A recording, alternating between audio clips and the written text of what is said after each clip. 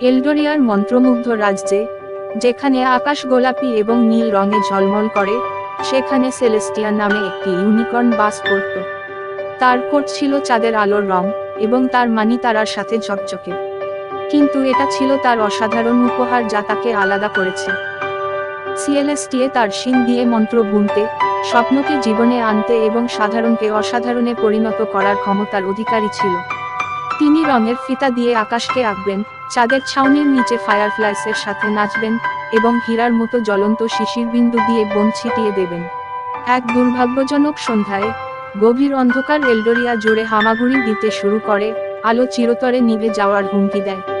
তার রাজ্য বাঁচানোর জন্য সংকল্পবদ্ধ, সেলেস্টিয়া অন্ধকারের উৎস খুঁজে বের করার জন্য একটি অনুসন্ধান শুরু করেছিল।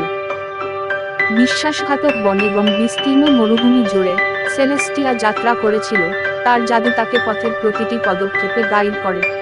এবং অবশেষে যখন তিনি অন্ধকারের হৃদয়ে পৌঁছেছিলেন, তখন তিনি এতটাই বিশুদ্ধ এবং শক্তিশালী আলোর স্রোত ছুঁড়েছিলেন যে এটি ছায়াগুলিকে দূর করে দেয় এবং এলডোরিয়াকে তার আগের গৌরব ফিরিয়ে দেয়।